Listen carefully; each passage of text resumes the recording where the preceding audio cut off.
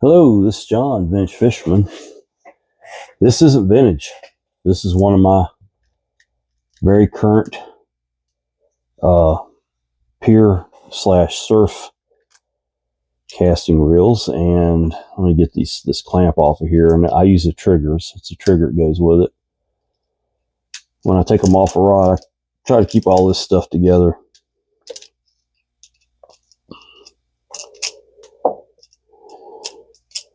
My one complaint about Penn reels is these clamps. Trying to keep these clamps tight to these reels is almost impossible. It just messes with my OCD. See, they'll come apart like that. You can't really tighten them down because the way it's made, I don't know what they did. The older ones, you could tighten them down. This reel is not free spooling. That's all I get is like 10 seconds of free run, no matter where I got that spool adjustment at. It's not dirty. I mean, I haven't used the reel very much, but I ordered a set of bearings for it. We're going to put them in there, but just for comparison, this is a 12, and it hasn't been used as much as this reel. This is a 12 size, and they don't spin as good as the 15s, but look at that thing. That's all original. I've never gone through this reel. If this one speeds up, I may go ahead and give it some new bearings. We'll see. Let's take it apart and see what the problem is with it. I don't know if we'll take the whole reel apart because it's functioning fine. We'll see how it looks. How about that?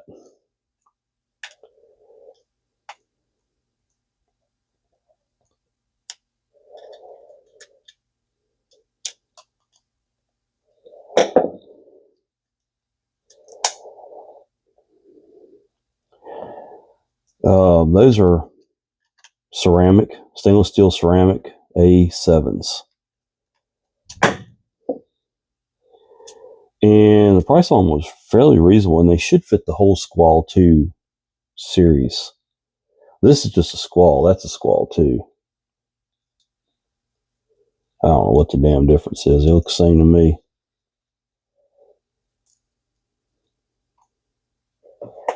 I bought this reel used. I did not buy it new. I want to say all these Sqaulls I got used. I have 3 of them. I have 2 12s. I mean, you know, it's not beautiful, but it's not like full of dirt or something. Maybe I have been through this. Maybe I put too damn much grease in it or something.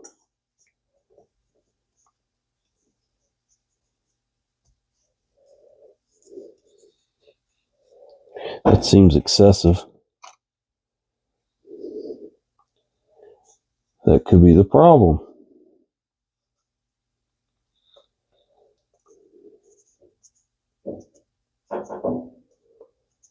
Too much grease is as bad as not enough. That's a fact. So we might be looking at some of my own handiwork here.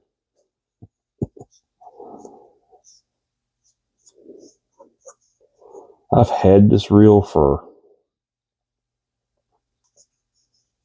probably about 6 or 7 years now.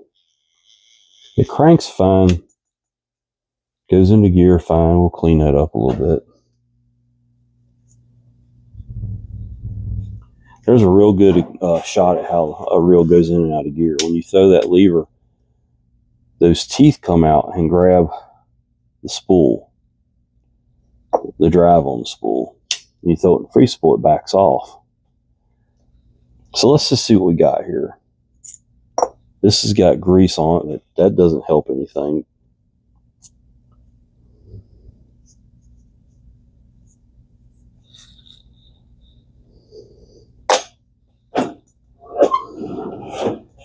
This might just be a quick and easy type of a repair here.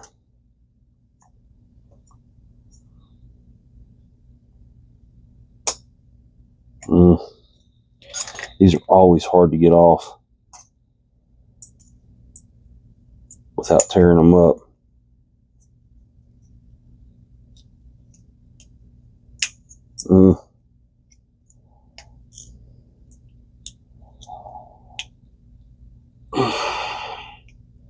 Come on. There it goes. Now you can get that bearing out of there. The bearing has shims under it. Got to keep those in there. Over here you've got, it's a little bit harder to get this side off. It's got to put your finger over one end of it and get your pliers under it, or screwdriver under it, and pull it up. The way it doesn't go flying. And that's supposed to lift off of there, but I swear they never do. I always have to pry them off. They fit very, very tight tolerance on it. That's covered in grease. Both the bearings are the same, and that bearing's got grease in it. That's what's slowing the reel down. It picked that grease up from the gearbox. It seeped out in a hot day, and that's what slowed this reel, because this reel used to cast really good. Like, you could throw it a mile and it wouldn't backlash. It was just so smooth. It's a mag control reel, so is this one. I usually don't mess with my mag controls. I set them at about on 2 or 3 clicks, or 3 or 4 clicks, whatever, on almost every reel that has a mag control.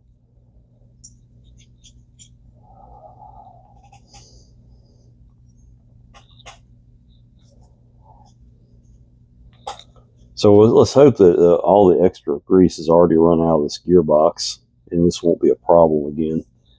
I am going to put new bearings in it. They should be the same. And if I like these bearings, I'm going to order some more, because these were really cheap. I found them on Amazon. The company, I'm sorry, I can't remember the name of it.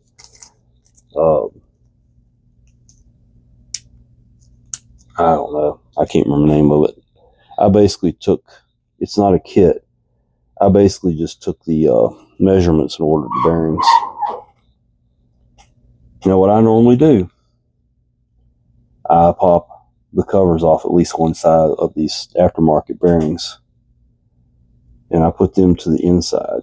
They don't, these are just little rubber seals. I won't use this reel in the surf, I don't think, so, you know, if I do, if I eat the bearings up, I eat the bearings up. I'll put new ones in it. I would normally use this from up here.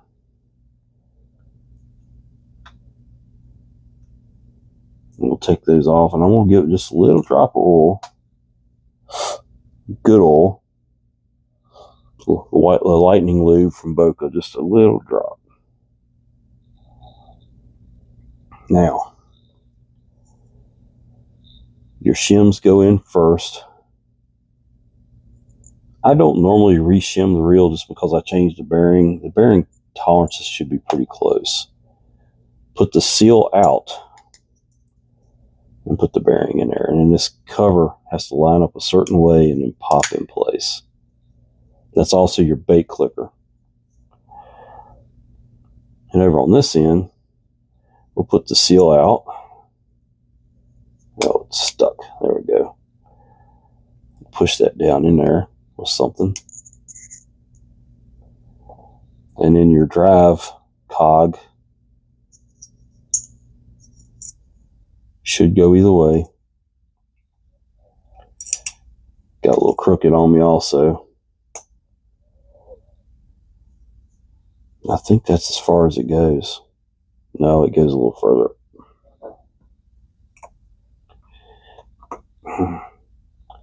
They don't like going back in. I had to fight the one the other day. I've done a couple of my reels here now. I didn't order enough bearings for some stupid reason. I'm gonna order some more today. That won't go on there. Let's just use something a little less evasive here. Put that on there and give it a love tap. Yeah, I think that'll work. You put your clip back on there. Put the opening of the clip opposite of these two, like 90 degrees from them. That usually works out just right. There we go, like that. Your shaft, we'll give it a little bit of oil where it goes up into the gearbox, just a little bit.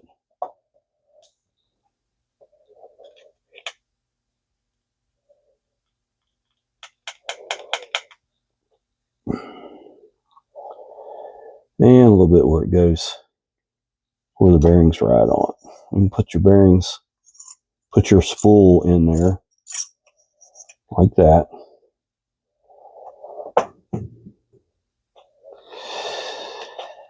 And we'll take a clean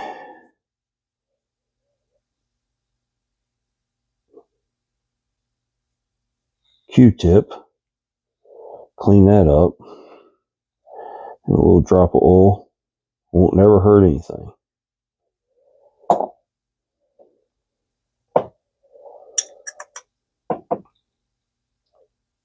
And I didn't say anything when I took it apart, but there's two different size screws that go in these covers. You've got two shorts and two longs. The shorts go top to bottom and the long ones go into these posts.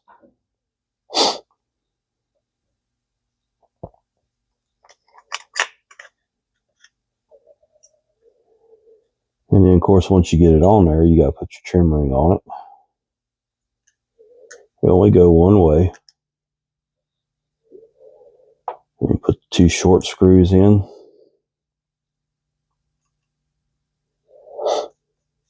If these bearings improve this reel, I'll be doing the other one. It may be my other one. No, wait a minute, I already did it. I had some pin bearings for it. Probably A7's. But it spins good. It turned out really nice.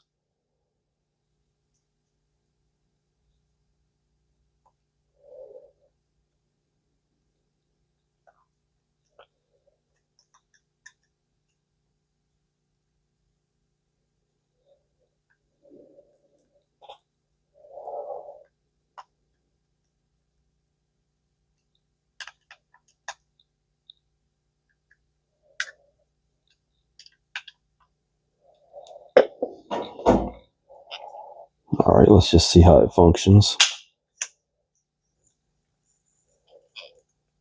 Not too much play in it.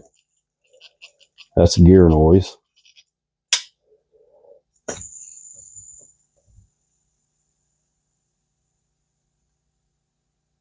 Wow.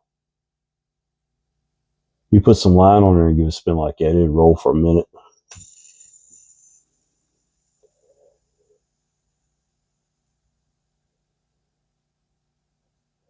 About 2 or 3 casts in, it'll never cast better. You gotta spin those bearings up really good and they'll get good and loose.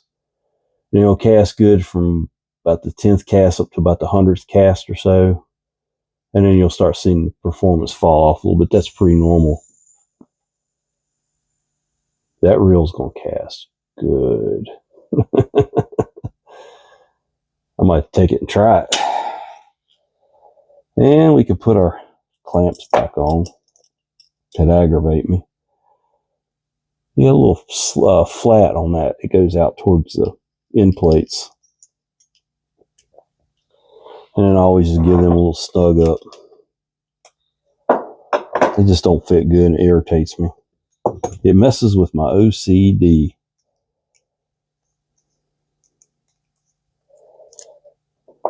Like I said, I use these triggers.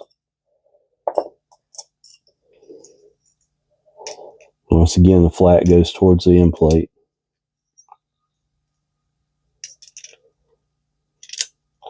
Some rods you do have to loosen these up on to make them fit the rod. I use this one on a pin rod. It doesn't have to be loosened up. This one's on a Penn Prevail, maybe? I can't remember. And to keep my triggers with my reels, I just put them on there, put the clamp on, and then put the screws. And that way everything's together. When I go to mount it to the reel, to the rod, I got everything I need.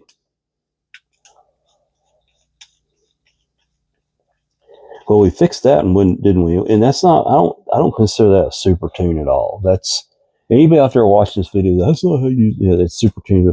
That's not how you super tune a reel. You are correct, sir. Or ma'am. That's not how you super tune a reel. Adding a couple new bearings is not super tuning a reel.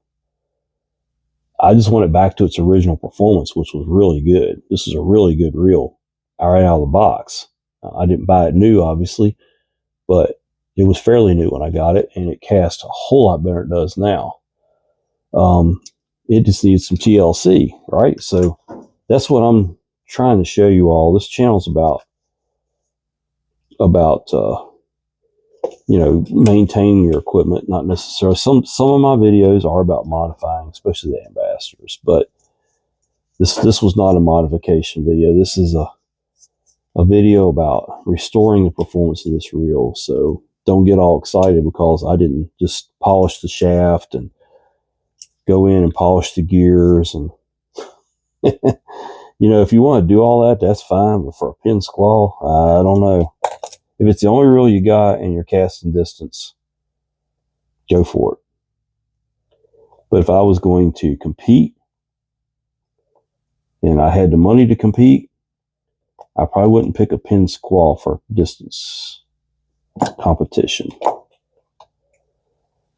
Maybe a Fathom. Maybe a Fathom casting special. I like the Sqaull casting special. I use it. It's my go-to every day on the pier reel for my anchor line. I'll show it to you here in just a second. It's getting new bearings too. It's got about, I don't know, it's got quite a few casts in it, so it's time. So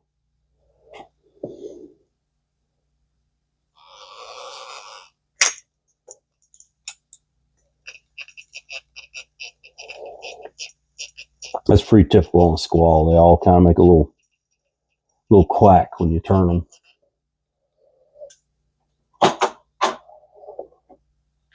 This one hasn't been gone. This is bone stock factory right here.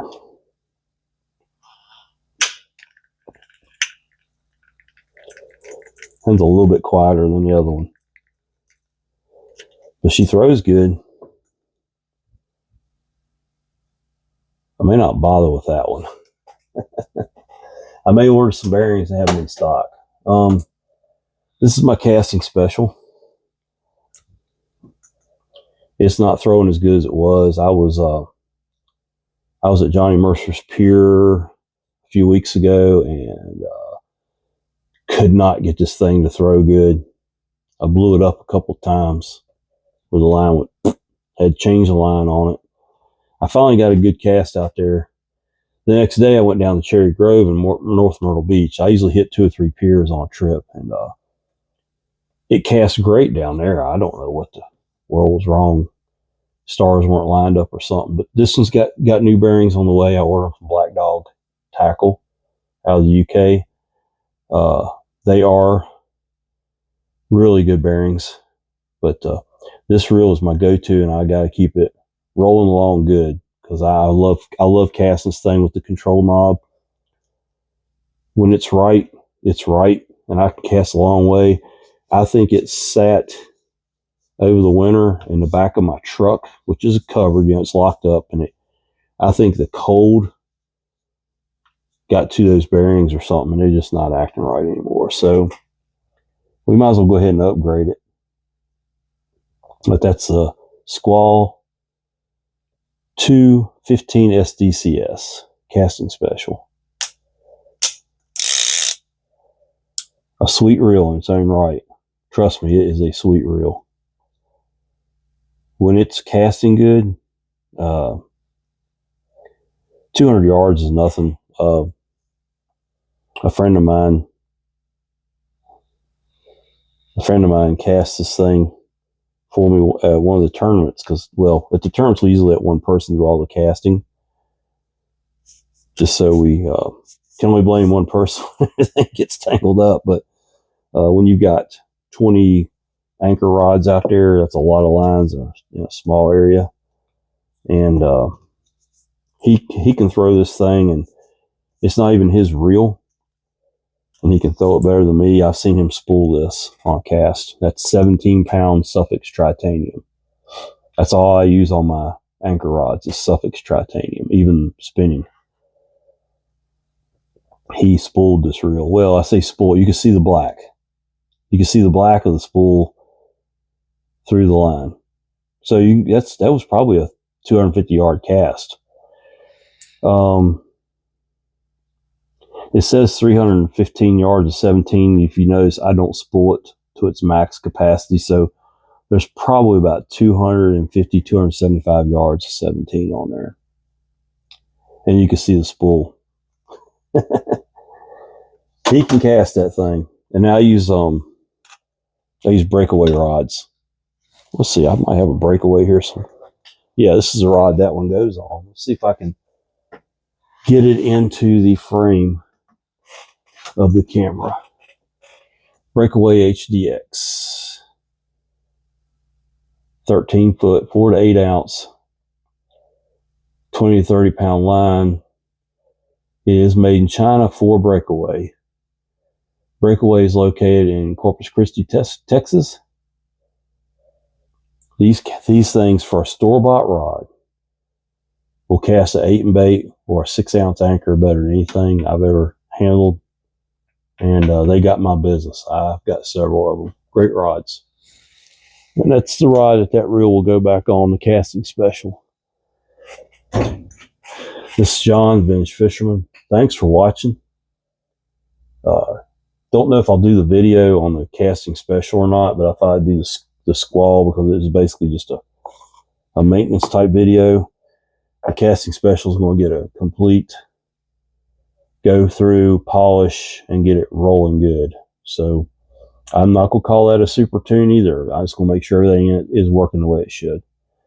So please like the video and subscribe to the channel, and take a kid fishing. Take a kid pier fishing, man. It's a great environment for kids. Just watch all the hooks flying around. But you know, you'll get a handle for that pretty quick on how to take care of your kid with that. Don't just turn them out there and let them roll around, on the pier. They'll be okay. I highly recommend Johnny Mercer's Pier in Wilmington. It's a little expensive because the parking's expensive there, but the pier is very stable. It's a concrete pier. It's made just like a really good concrete bridge. It doesn't move. I don't care how rough the sea is. The pier doesn't move. They're good people that run the place. There's good people out there fishing, and they'll try to teach you and your kid the right way to pier fish. So I highly recommend them. I also fish a lot at Cherry Grove Pier, which is an awesome place. Parking's a little more reasonable there. They have a parking garage. And those two piers are only an hour and a half apart by land. Well worth the drive if you're in Wilmington and we want to drive down to North Myrtle or vice versa. Or get a room somewhere in between, hit both piers in a couple of days and fish. And you won't be disappointed. If you're a king fisherman like me, those are probably the two, in my opinion, the two best king piers on the East Coast. There's a couple that outperform in the numbers of kings, but not in the sizes. Those two piers catch some big kings. And that's what we're after. So anyway, thank you for watching. I'll catch you on the next video.